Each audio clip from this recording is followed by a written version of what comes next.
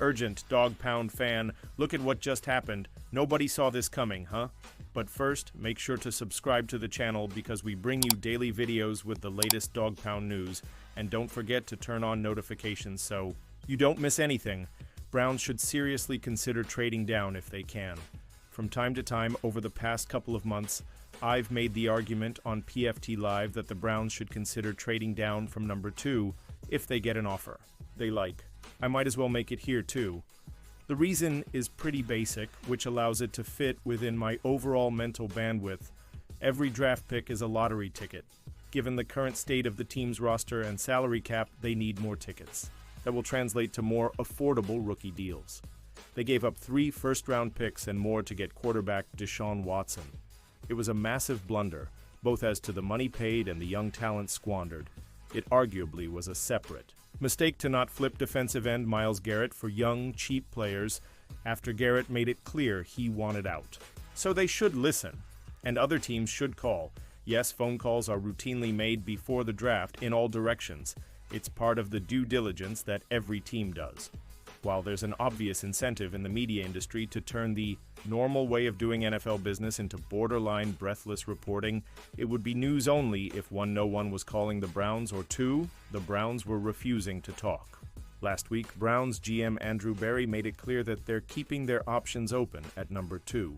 All options are on the board, Berry said during his pre-draft press conference. Asked later whether they plan to use the 2nd overall pick, Berry said, "We will make the decision that we think maximizes the impact on the team. You know, whether that's selecting a player, whether that's using the resource otherwise, whether it's moving up, moving down, trading it for a veteran, we're going to use it to maximize it." The Browns face a very simple proposition. Use the pick or swap it for the various other picks that could be gotten in exchange for it. Surely they know by now who they'll take at no point 2, unless, of course, the homeless guy has yet to chime in.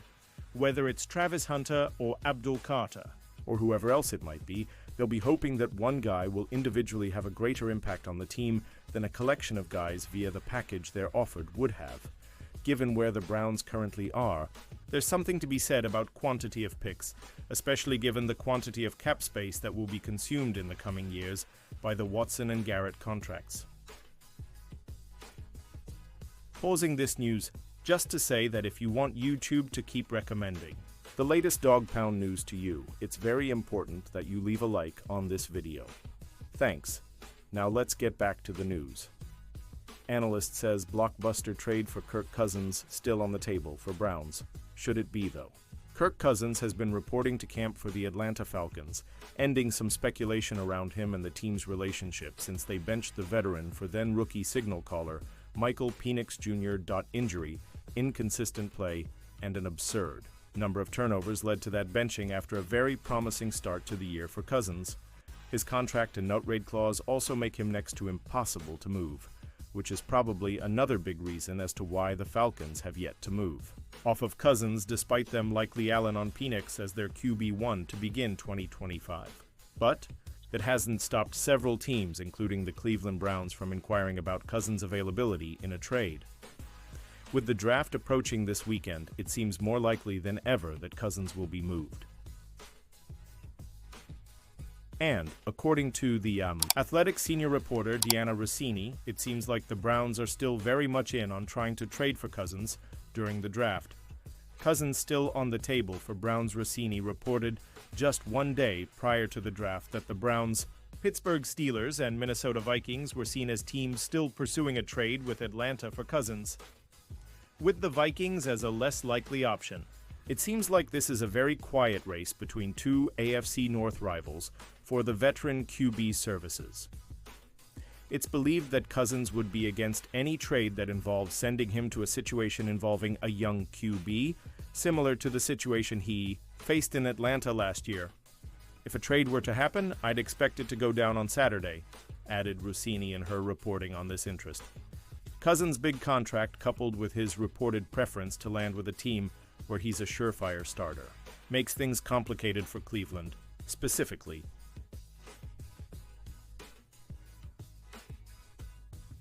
They're in cap space purgatory thanks to Deshaun Watson's contract on the books in 2025, and they're likely to take a quarterback at some point in the draft. The Steelers are in the same boat. If Atlanta is suddenly willing to take on half of Cousins' $40 million salary in 2025, then it might be a different story for the Browns. While they've just signed Joe Flacco and have a quarterback competition set to kick off between him and Kenny. Pickett not exactly inspiring. It makes sense to add either Cousins or a rookie to the room, but maybe not both. While Cousins can still sling it when healthy, it just feels like a better bet for the Browns to stick with their picks and build. Out their depth.NFL draft Browns a team fit for Shedeur Sanders, despite concerns. A top analyst lists the Browns as a top landing spot for the polarizing prospect. The NFL draft is set to begin in a little over 48 hours, as the Cleveland Browns appear to be settled on Travis Hunter being the pick at 2. A report earlier in the day has suggested the Browns are listening to offers on trading out of the pick, and that scenario would seemingly open the conversation back up to possibly drafting a QB. If they could move down and get an extra pick on day 2 as well as an extra first-round pick next year, the Browns would have to consider it. As the draft cycle has worn on, it appears that Shedeur Sanders has fallen in the eyes of evaluators, but the possibility of keeping him together with Hunter is tantalizing. When you consider that Sanders would be a good match for Kevin Stefanski's offense, which relies on the QB to throw within structure and on time, the idea becomes plausible. In an article written by Ben Solak of ESPN, he ranks Cleveland as the second-best team fit for Sanders, only behind the New York Giants. Despite ranking the Browns high, he does have questions about the fit currently. Solak writes, as constructed, the Browns are not good for Sanders or anyone. Their best receiver is Jerry Jeudy, who would pair nicely with Sanders for their improvisational skills and willingness to extend plays, but Jeudy is not a reliable pass catcher, especially with contact, and Sanders throws his receivers into lots of contact. He also notes the Browns' lack of youth on the offensive line and their deficient run game as areas of concern. Drafting Hunter, though, would erase the negatives and make the Browns a great landing spot for Sanders, according to Solak. He writes, Sanders and Hunter have a chemistry that is rare at the college level, even between two NFL-bound players. Having Hunter to bail him out from his long scrambles and 50-50 throws would immediately and dramatically ease Sanders' onboarding ramp. This pairing would be a massive headline and create buzz around the league. It will be interesting to see if the Browns can pull it off. Insider calls for Browns to draft polarizing QB prospect. The Cleveland Browns brought back Joe Flacco and traded for Kenny Pickett. That might be enough to get them through the upcoming season, but they still need to find someone to build their team around. That's why team insider Mary Kay Cabot of Cleveland.com believes they should take a flyer on Jalen Milroe. In her latest column, Cabot argued that Milroe was worth the risk of trading a couple of draft picks for. She thinks he won't be available at no 33, and while he might not end up being as good as Lamar Jackson, that kind of upside is worth rolling the dice.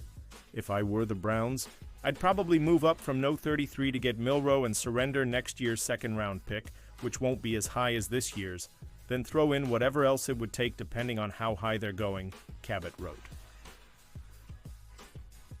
Milroe might not prove to be the next Jackson, but even if he's a fraction of the two-time NFL MVP, the Browns would still be ahead of the game. If he flops, they'd only be out a couple of draft picks, and that's a risk worth taking. The Browns were tied to Milroe from the very moment they promoted Tommy Rees to offensive coordinator. They already worked together at Alabama, so they have a bit of a jump start there. They conducted multiple interviews with him, so there is interest. Nevertheless, whether they will be willing to trade up to get him remains to be seen. The Browns finally have a myriad of draft picks to revamp their roster and give it an influx of young talent. And even if they don't take a quarterback with any of their first 2 picks, they could still get one in the 3rd round. They've reportedly shown an interest in Louisville's Tyler Show, who may not have Milroe's upside but is quite talented and might be much more NFL ready at this point in his career. This won't be an easy decision to make, and it will be interesting to see what the Browns do by the end of the week. And now, Dog Pound fan, I want to hear from you. What's your opinion on this? Drop your thoughts in the comments. I don't know if you know this, but your opinion matters a lot for Dog Pound. He'll be back any moment with more Dog Pound news. Here we go, brownies. Here we go. Woof, woof.